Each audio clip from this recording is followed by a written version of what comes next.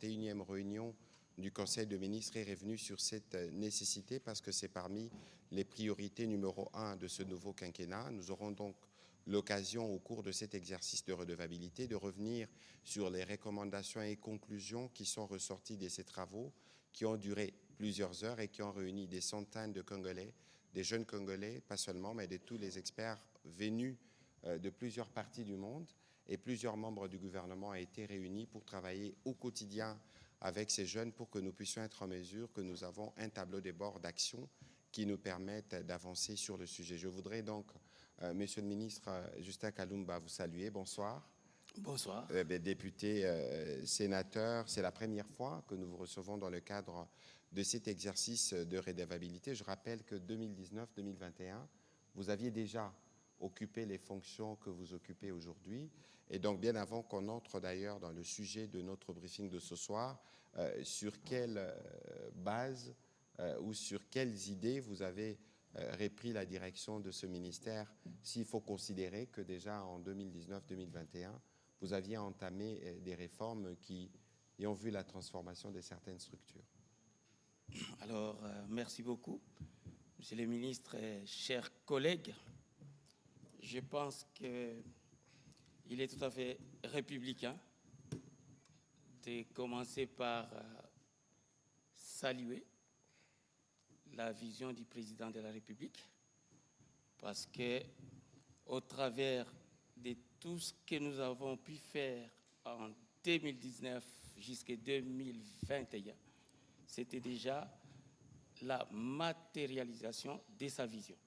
Et donc, m'ayant ramené à la tête de ces ministères en 2025, j'ai le devoir républicain de le remercier, de remercier notre Premier ministre et de dire que nous avons devant nous un chantier qui avait commencé déjà depuis 2019 sous sa houlette. Et de ce point de vue, je pense qu'il est aujourd'hui de notoriété publique que nous avions ensemble conçu un programme assez pertinent de développement de l'entrepreneuriat dans notre pays. Déjà, il faut savoir qu'à l'époque, ce ministère ne s'appelait pas ministère de l'entrepreneuriat. Il était ministère des classes moyennes, petites et moyennes entreprises, artisanat et tout ça. Et donc, nous avons compris finalement que c'est plus englobant de parler de l'entrepreneuriat d'abord, parce qu'il y a aussi les très petites entreprises, il y a les micro-entreprises qui ne sont pas forcément des petites et moyennes entreprises.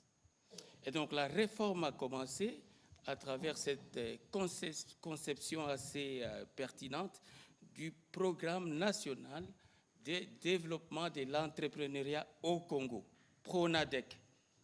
Et ça, c'est un programme qui a été discuté en Conseil des ministres, approuvé et adopté.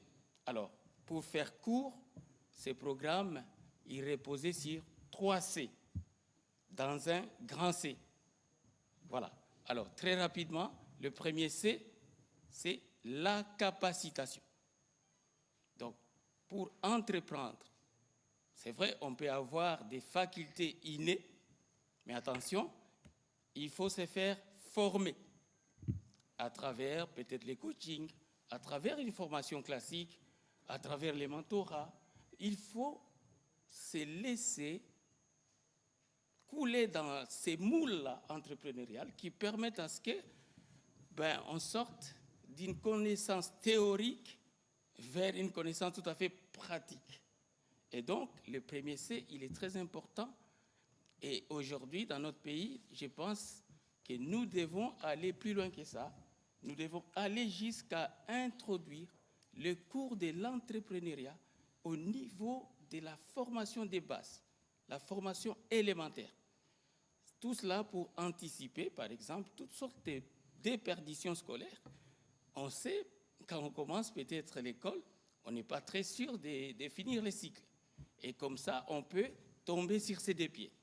Et donc, il faut absolument la capacitation de nos jeunes. Alors, deuxième C, mais attention, je fais un petit recul par rapport à la capacitation, chaque fois, devant un C, nous avons mis en place une institution pertinente. Et donc, sur le volet capacitation, nous avons transformé l'OPEC ancien en ANADEC, Agence nationale de développement de l'entrepreneuriat au Congo. Et donc, deuxième C, c'est le crédit. La plupart des jeunes, la plupart des mamans se plaignent des difficultés énormissimes d'accéder au crédit. Et donc, il fallait trouver une solution à cette problématique qui est très généralisée. Et pour cela, nous avons créé une autre institution intéressante, le FOGEC, le Fonds de garantie de l'entrepreneuriat au Congo. Pourquoi? Parce que le système bancaire classique, il doit fonctionner, mais parce que souvent on exige des garanties en termes parfois hypothécaires à des jeunes qui n'ont pas encore de ressources, des garanties peut-être collatérales et autres. Et donc, il nous faut avoir un instrument qui va nous permettre de dire, ces jeunes-là, ils ont déjà franchi les premiers C, donc ils ont été formés. Ils sont dressés pour entreprendre, parce qu'il faut avoir la rage d'entreprendre. Alors, parce qu'ils ont la rage d'entreprendre, vous pouvez donner l'argent sans peur. Et en donnant cet argent, vous êtes sûr d'être remboursé. Et au cas où vous n'êtes pas remboursé, nous, Fonds des garanties, nous allons rembourser parce que nous avons toutes les garanties que ces personnes-là vont entreprendre. Alors, troisième C, très vite, il est un peu tiré comme ça, c'est le contrat des marchés. En fait, nous voulons donner une clé passe-partout à nos jeunes pour ouvrir la porte des marchés. Et c'est important que lorsqu'on a appris et on a reçu le crédit, on a disponibilisé biens et services qu'il y ait accès au marché. Et c'est pour cela que vous avez des institutions comme ARSP, cette agence-là qui régule la sous-traitance dans le secteur privé, qui permettent à ce que les Congolais moyens, au travers de leur PME, puissent s'insérer dans les activités des entreprises de classe mondiale. C'est une insertion dans la chaîne des valeurs pour permettre à ce que tout l'argent qui est recyclé dans ces secteurs-là, qui sont importants comme les mines, les hydrocarbures et autres, ne soit pas externalisé. Il faut que ça soit réinvesti au pays avec, comme conséquence, création d'emplois, circulation ou ruissellement des richesses. Et donc, la RSP, c'est un pied. Et voici qu'en 2022, nous avons une très, très bonne ordonnance, loi, qui vient créer aussi la sous-traitance dans les secteurs publics, en termes des marchés publics. Monsieur le ministre, pour commentaire, aujourd'hui, cette loi-là, qui est encore méconnue, je pense que nous irons ensemble avec un bâton là pour la vulgariser sur un marché public qui est gagné par une entreprise de classe mondiale. 40% doivent être sous-traités au PME des droits congolais. Exemple. Aérogare d'Enjil, j'aime bien cet exemple. Supposons que ce soit 1 milliard de dollars pour faire tout ce qu'il faut faire sur la plateforme aéroportuaire d'Enjil.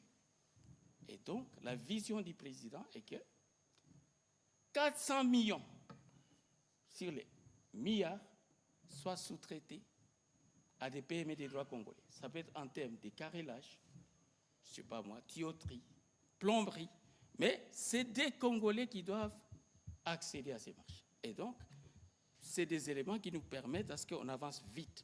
Il y a une préférence nationale qui est vraiment posée pour que nous puissions, même sur des marchés à l'intérieur de nos provinces, donner de la place aux PME des droits congolais.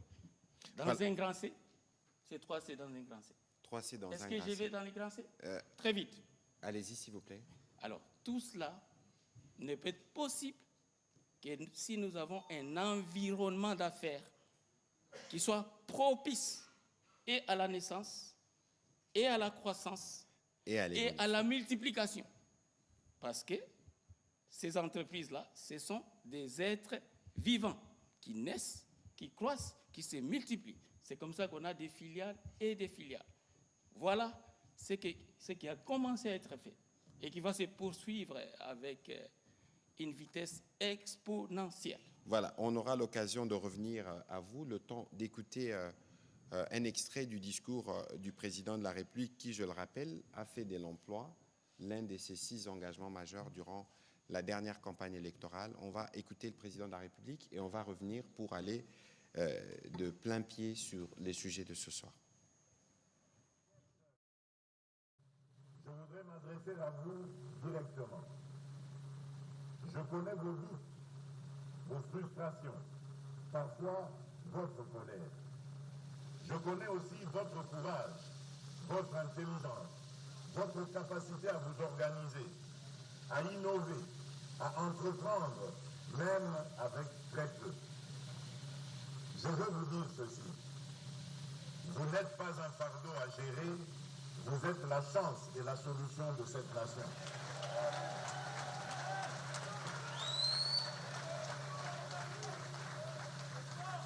Vous n'êtes pas seulement des bénéficiaires des politiques publiques, vous en êtes aussi les co-auteurs légitimes.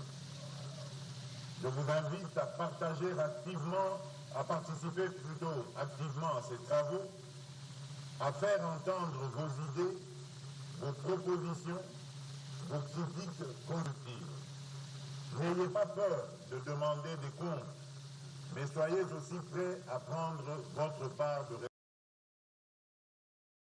Voilà, c'était un extrait de la locution du président de la République aux jeunes qui ont été réunis par centaines au Palais du Peuple à l'occasion de cette table ronde. Il rappelait là son engagement. Monsieur le ministre, je sais que le président en Conseil de ministres nous en a parlé et il a mis suffisamment de son leadership pour que ces travaux se tiennent très rapidement.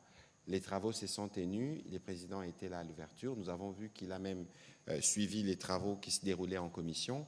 Qu'est-ce que vous pouvez nous dire, parce qu'on n'aura sûrement pas le temps de faire les résumés de tous ces 3 jours de travaux et de toutes ces réflexions, mais qu'est-ce que vous pouvez nous donner comme synthèse des principales recommandations, des principaux défis, mais surtout de comment vous avez capté les énergies positives de jeunes qui sont venus de l'intérieur comme de l'extérieur du pays durant ces travaux, et dire aussi concrètement par où on commence après tout ça.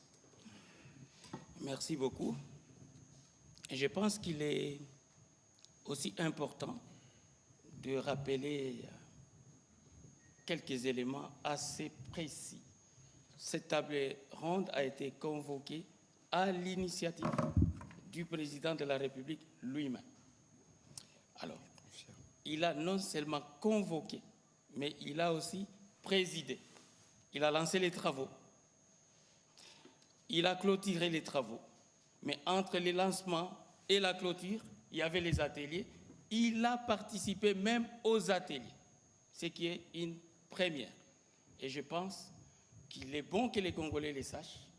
3 jours consécutifs de mobilisation présidentielle. Pour ceux qui connaissent la lourdeur, la charge de l'agenda du président de la République, ils comprennent de quoi je parle. S'ils se mobilisent 3 jours durant de manière consécutive. Et donc nous avons eu la participation de 475 jeunes. 475 jeunes et autres qui sont venus de partout, des provinces, de la diaspora et même de la capitale. Et nous avons eu au total 305 recommandations. C'est énorme. Et c'était un travail de titan. Et 12 fléaux. Alors, tout cela procède des 12 fléaux. Merci, monsieur le ministre, pour ces compléments.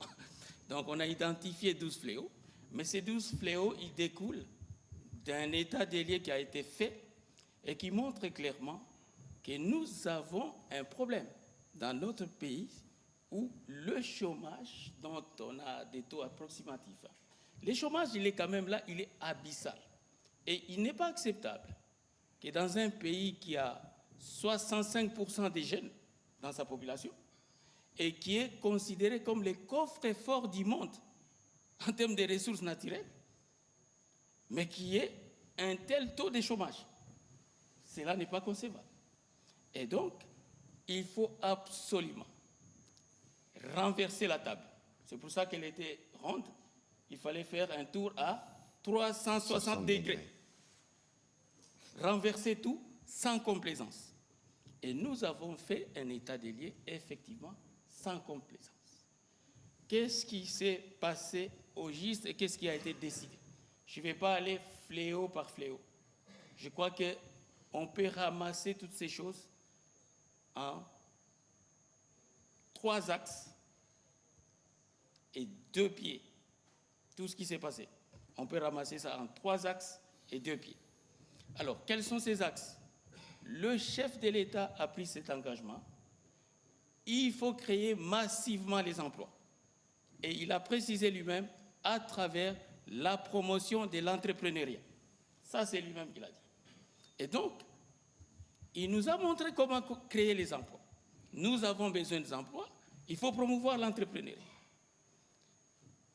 Comment faire pour avoir les entreprises qui soient efficaces si on n'a pas une main-d'œuvre qualifiée? Parce que les entreprises sont faites pour répondre à des besoins sociaux. Vous avez des besoins de développement, des besoins de survie, des besoins économiques, toutes sortes de besoins de transport, en logistique, en infrastructure, mais il faut des entreprises pour ça. Mais les entreprises travaillent avec une main-d'œuvre qui doit être qualifiée. Voilà pourquoi on a ces 3 axes. Emploi, entreprise, formation professionnelle. Et donc, si nous arrivons à mettre une cohérence entre ces 3 axes, les résultats sont garantis. Les 2 pieds, et je vais aller dans les détails après, c'est la gouvernance, là aussi, 2 axes en termes de pilotage du projet ou du programme présidentiel. Comment ça va se passer? Deuxième élément, en termes de suivi et évaluation. Il y a quelqu'un qui disait, lorsqu'on est dans la gouvernance, il faut rester dans cette proportionnalité de 1% de rationalité ou de conception, 99% des sueurs ou des transpirations, c'est le suivi. Donc si vous arrivez à suivre, vous avez déjà 99% des chances de réussir. Alors maintenant, deuxième pied, très important, le financement. Parce qu'on peut avoir des axes, on peut avoir des activités à mener, mais il faut qu'il y ait un financement conséquent. Alors, est-ce que vous permettez que j'aille dans les détails? Allez-y, s'il vous plaît, Monsieur le Merci. ministre. Voilà. Très, très vite, je commence par la formation professionnelle. Nous avons constaté que nous formons énormément de nos jeunes, énormément de jeunes. Et d'ailleurs, si les chiffres sont bons, chaque année, c'est entre 10 000, je ne sais pas, 10 millions ou 10 000, je ne sais plus, des jeunes qui sortent de nos universités, 10 000, 12 000 chaque année, c'est beaucoup trop. Mais qui sont formés dans quoi? Pendant que notre pays a mis les curseurs sur l'extraction minière, sur l'agriculture, sur les télécommunications, toutes ces choses-là qui sont techniques. Mais est-ce qu'on a des écoles, des métiers qui préparent nos jeunes à travailler, à s'insérer dans ces éléments qui sont techniques? Non. Nous avons peut-être des écoles, des polytechniques, où on forme des ingénieurs, par exemple, pour les mines. Mais attention. Mais je crois que c'est la faculté la moins peuplée à l'UNIKIN. Voilà, c'est la moins peuplée. Et non même pas des facultés intermédiaires ou des classes intermédiaires. Regardez ce qui se passe en médecine. On a des médecins qui peuvent être des spécialistes. Après, il y a quand même des assistants médicaux. Il y a quand même des infirmiers. Il y a quand même des sages-femmes. Mais est-ce que vous avez ce genre de formation en mine et carrière? Pas du tout. Est-ce que nous avons ce genre de formation pour que notre agriculture soit portée par nos jeunes? Pas du tout. Est-ce qu'on a ça? Donc, il faut aller vers ces choses-là pour offrir au pays les ressources humaines dont il a besoin pour son développement. Et là, une des préconisations, c'est que tout de suite, il faut absolument que l'État prenne en charge, prenne sur ses épaules la nécessité d'avoir une grande école de formation professionnelle dans chaque province, selon les filières de chaque province. Comme ça, on sait que la main-d'œuvre qui va être sollicitée par les entreprises dans cette province-là, elle est préparée, elle est formée. Et ça permet de réconcilier la qualification professionnelle avec l'entrepreneuriat pour produire les emplois. Et donc, il y a plusieurs axes d'action qui sont préconisés. Et par exemple, aujourd'hui, nous allons faire en sorte que même sur les cursus classiques, il y ait quand même ouverture du programme sur des questions de formation professionnelle, avec tout ce qui va avec, notamment les stages professionnels qui doivent commencer très tôt. Ailleurs, oui. Non, Monsieur le ministre, peut-être qu'il faut déjà donner la démarcation qui peut exister entre ce que vous appelez filière formation professionnelle et ce que vous avez dit précédemment, des notions d'entrepreneuriat qu'on doit, par exemple, insérer dans notre curricula. D'accord. Alors, les notions d'entrepreneuriat, c'est les ABC de l'entrepreneuriat, c'est-à-dire les tout premiers réflexes qu'un enfant doit avoir. Par exemple, savoir que nous sommes dans un milieu où il n'y a pas de savon. Pour acheter les savons, mes parents vont toujours à 10 km de là. Est-ce que c'est normal? Non. Comment on fait pour faire les savons? Vous savez, ailleurs, il y a même des jeux qu'on appelle des Lego et tout ça, qui préparent les enfants à créer, à fabriquer des petites choses, mais c'est lié au développement de cette société-là. Et donc ça, c'est les ABCD, de sorte que même s'il commence, il échoue, il est en échouement scolaire, il va sortir de l'école. Et là, j'ai toujours donné un exemple, un ouvrage intéressant que j'ai lu. Tout le monde n'a pas eu la chance de rater ses études. Alors, c'est un titre très contrasté, pour juste dire que quand on rate les études, on doit retomber sur ses deux pieds, on refuse de mourir, et donc on doit entreprendre. Et en entreprenant, peut-être qu'on va venir employer ceux qui étaient nos premiers de classe. Parce qu'on a entrepris, on a créé une entreprise, et eux, ils étaient intelligents sur telle ou telle filière, on les reprend comme employés, on est PDG.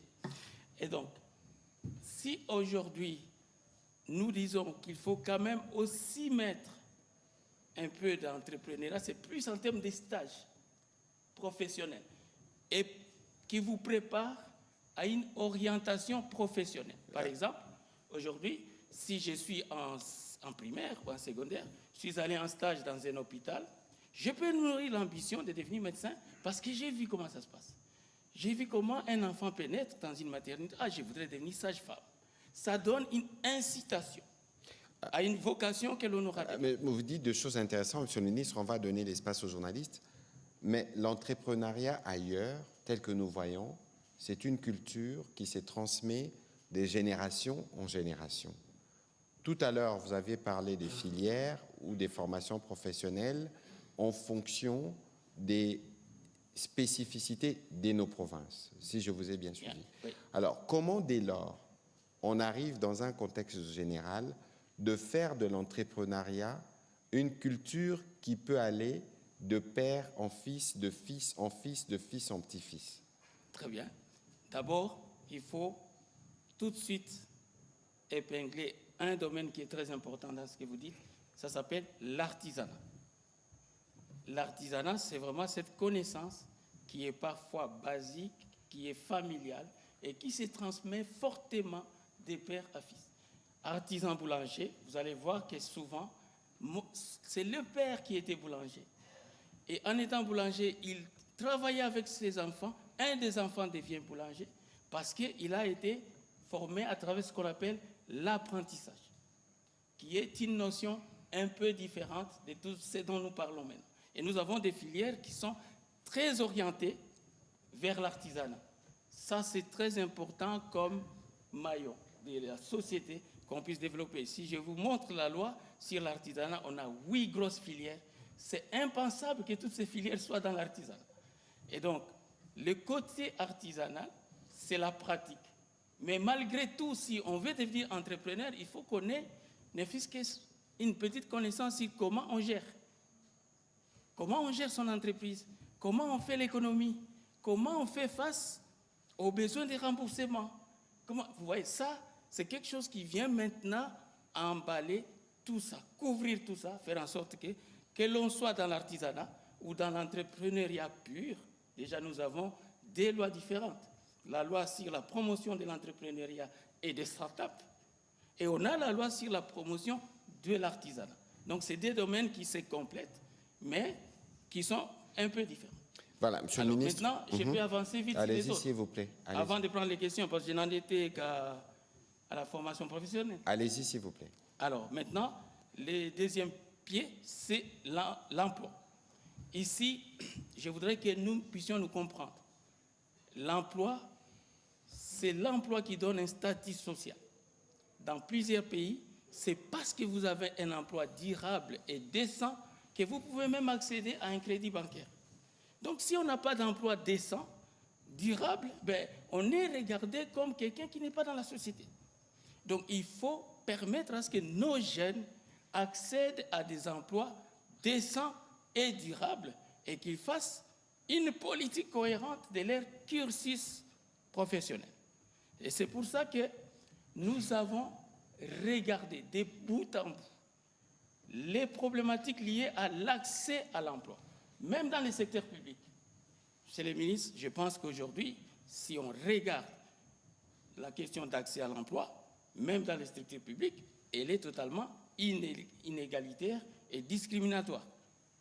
Je pense que les Congolais savent que pour avoir un emploi, même dans une entreprise du portefeuille de l'État, il faut avoir un frère qui est soit DG, soit ministre, soit député. Mais est-ce que tous les 110 millions de Congolais ont des frères députés, ministres, DG? Donc il faut arriver à enrayer les discriminations liées à ces choses-là. C'est pour ça qu'on a fait des préconisations intéressantes, des grandes préconisations.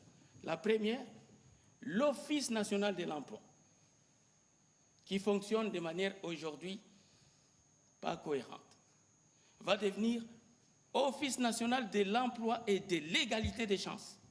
Parce que le chef de l'État a beaucoup insisté sur la nécessité d'établir des règles qui permettent à ce qu'il y ait égalité des chances d'accès à l'emploi pour tous les jeunes Congolais. Et ça, nous martelons là-dessus. Pourquoi? Parce qu'on va faire recours à des CV pour emploi qui sont anonymes et qui ne renseignent pas sur les origines, les provinces, tout ça. C'est des CV avec numéro et codification pour commencer à balayer ces réflexes qui est rétrograde. Deuxième chose qu'on va faire dans le secteur de l'emploi, parce que si je vais dans l'ONEM, il y a beaucoup de choses qui sont là-dedans. Nous allons faire en sorte que l'inspection générale du travail devienne réellement cet organisme de contrôle et qui a autorité à la fois sur les employeurs et sur les employés. Parce qu'aujourd'hui, il faut quand même constater que ce régime-là, il est déséquilibré. On a des employeurs qui sont nantis, on a des employés qui sont démunis, ils sont devant une inspection générale du travail qui est, elle, plus démunie que toutes les deux premières catégories. Ça ne va pas. Elle va asseoir quoi en faisant quoi? Donc, il faut avoir, à l'instar de l'inspection générale des finances, une inspection générale du travail et de l'emploi qui soit vraiment à la hauteur de sa tâche avec un équipement conséquent. On peut continuer, il y en a beaucoup les mesures. Je passe vite à l'entrepreneuriat parce qu'il faut que j'en parle. Je suis ministre de l'entrepreneuriat. Allez-y. Voilà. Entrepreneuriat. Monsieur le ministre, nous devons absolument faire en sorte que chaque jeune puisse accéder soit à l'emploi, ou alors il crée sa propre entreprise. Il n'est pas possible de résoudre les problèmes d'emploi dans ces pays avec les entreprises du secteur du portefeuille de l'État. Mais il semble qu'on est formé à être des demandeurs d'emploi plutôt qu'à être de créateurs d'emplois, Monsieur le ministre. Justement, c'est pour ça qu'il y a la réforme de tous les programmes d'enseignement, pour qu'on commence à mettre l'entrepreneuriat là-bas, pour qu'on commence à mettre les stages, pour faire en sorte que nous soyons nous-mêmes conscients du fait que les entreprises dans lesquelles on veut travailler là ont commencé par des idées d'autres personnes qui nous ont précédés sur cette terre. Personne n'a créé une entreprise sans les idées. Si je vais avoir une entreprise, c'est parce que j'ai identifié un besoin social. Et je me dis, il faut que je me donne les moyens pour rencontrer ces besoins. Et donc, un jeune qui réfléchit aux besoins de sa société peut dire, je n'ai pas besoin d'aller demander de l'emploi auprès d'une entreprise peut-être qui n'a même pas les qualifications nécessaires pour rencontrer ses besoins. Je vais moi-même initier la création d'une entreprise. Mais il faut qu'il soit accompagné pour cela. Et c'est pour ça que nous voulons changer la mentalité de nos jeunes. Faire en sorte que lorsque vous terminez, vous êtes jeune, votre premier réflexe ne soit pas « j'ai l'honneur de solliciter un poste de ceci au sein de la fonction publique ». Alors, pour cela, j'avais déjà donné le programme des 3C. Vous avez compris que c'est un accompagnement colossal que le président Félix Antoine Tshisekedi a mis en place depuis 2019. C'est lui qui l'a fait. Nous étions aux affaires. Mais aujourd'hui, nous avons un programme fabuleux. Et je vais l'esquisser en quelques mots. Constat. Je l'ai dit et je le redis. Le président de la République a constaté que depuis 2006, notre pays finance un concours politique qu'on appelle les élections.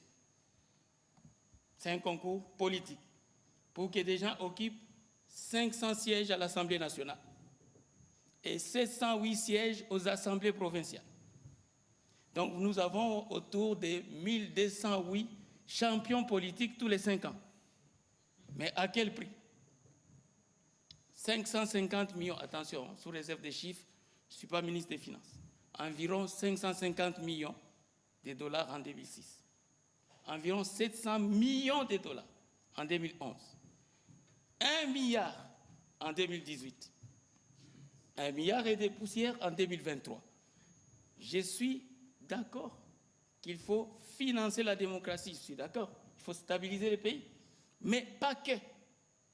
Et donc nous disons, avec ces genres d'opportunités politiques qui sont en train de transformer notre pays, d'amener tous les jeunes à convoiter la politique, même un médecin qui est talentueux, qui peut faire des opérations incroyables, il veut quand même devenir politicien. Même un avocat talentueux, il dit non, je dois aller en politique. Pourquoi? Parce que c'est là où se retrouve ascenseur social le plus rapide du monde. Est-ce que c'est normal? Donc nous disons, parce qu'on a montré que ça à notre société, même nos mamans dans nos villages font la politique. Les jours où il y a un politicien qui arrive, il n'y a pas de champ. On est en train de déstructurer la société. Il faut offrir une autre opportunité à la société. En réplique, nous allons organiser le concours national des plans d'affaires simplifiés partout. Territoire par territoire, circonscription électorale par circonscription électorale, devenue circonscription entrepreneuriale. Monsieur le ministre, vous allez y aller, oui. Mais il faut tout de suite qu'on donne une précision, oui, pour éviter la confusion, oui, que vous n'appelez pas à la suppression des élections. Non. Mais vous considérez que ce que nous investissons dans les élections peut aussi être investi pour avoir des jeunes champions dans tous les territoires, exactement comme on a des élus. Vous avez tout dit, monsieur. Voilà, allez-y, c'était une précision nécessaire. Très charmé par votre capacité de synthèse. Donc, c'est certain qu'on continuera à aller aux élections. Moi-même, je suis produit des élections. Depuis 2006, je n'ai jamais raté. Voilà. Absolument. Donc, je suis produit de ça, mais je ne suis pas d'accord qu'on continue à faire que ça. C'est pour ça que nous disons, pour qu'on ait une base rationnelle, qui respecte les équilibres. Nous partons de la même circonscription électorale. électorale. Nous disons, il y a combien de sièges dans cette circonscription? Exemple, dans une circonscription, j'ai 5 sièges nationaux, j'ai 15 provinciaux, ça me fait combien? 20. D'accord?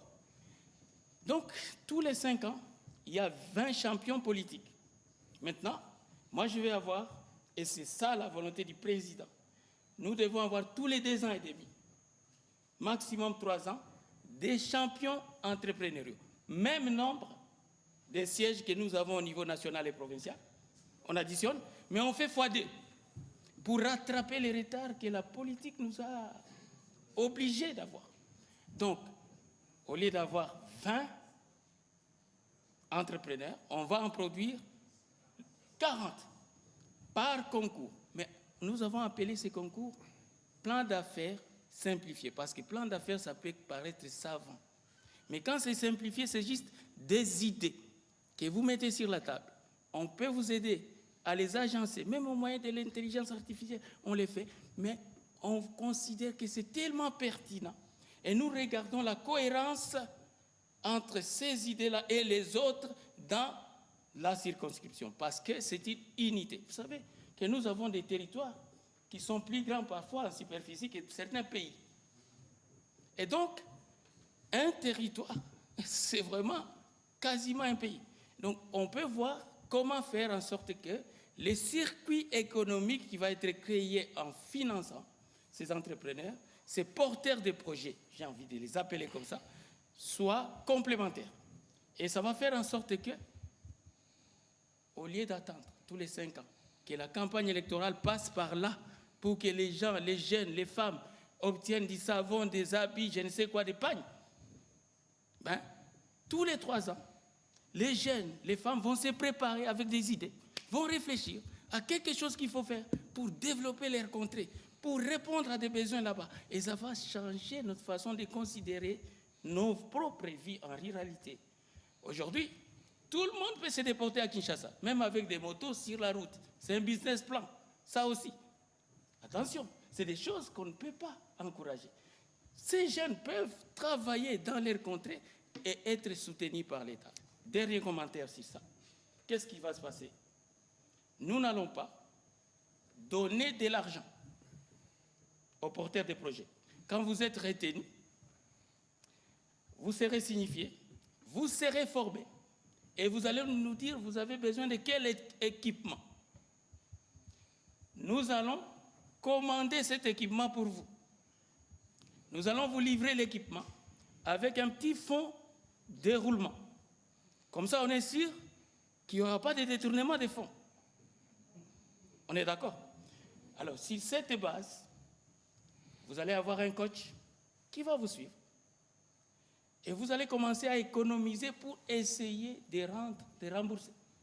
Lorsque vous arrivez à atteindre dans vos économies ces montants, vous êtes un champion. Vous dites tellement de belles choses, Monsieur le Ministre, que je souhaiterais que vous puissiez très rapidement, peut-être en 2-3 minutes, terminer les parties restantes pour permettre aux journalistes de revenir avec des questions qui vous permettront de clarifier pour que ceux qui nous suivent comprennent la pertinence des travaux qui se sont tenus récemment. Alors, ces travaux-là, dans les 3 pieds, pour me résumer, vont créer une corrélation très cohérente entre la formation professionnelle, l'entrepreneuriat et la création d'emplois. Si nous soutenons les porteurs de projets sur l'ensemble du pays, avec effet de démultiplication, il faut s'assurer que dans chaque petit business plan simplifié, il y a aussi un nombre d'emplois que vous créez. L'entrepreneur lui-même, il est déjà dans l'auto-emploi. Après, il va utiliser d'autres personnes. C'est des emplois qui vont être créés. À la fin, parce que c'est une autoroute qui va être créée, cette opportunité, c'est une autoroute. Celui qui voudrait former les enfants qui sont dans les territoires reculés, il a un incubateur spécifique pour cette province, il va aller se mettre autour de cette autoroute pour commencer à former les jeunes qui se préparent au prochain concours. C'est lui qui a la microfinance, Il va dire, oh ben maintenant je peux aller pour servir parce qu'il y aura un fonds de déroulement qui va passer par là. Il n'y a pas de banque là-bas, il n'y a pas ceci. Je vais aller installer mon institution là-bas. Donc c'est une autoroute qui va devenir un projet structurant, qui va nous amener à avoir beaucoup d'autres opportunités en termes de transport, surtout qu'il est arrimé au PDL 145T. Donc, pour donner la possibilité aux journalistes de poser des questions, parce qu'on ne va pas épuiser ce sujet. Enfin. Il est très bon. Merci. Voilà. Alors, je rappelle que durant ces travaux, vous avez travaillé activement avec nos collègues du gouvernement, notamment le ministre d'État, ministre de la Formation professionnelle, genre et famille, jeunesse, personnes vivant avec handicap et ministre du Travail. Justement parce que je pense qu'elle ne va pas être contente si je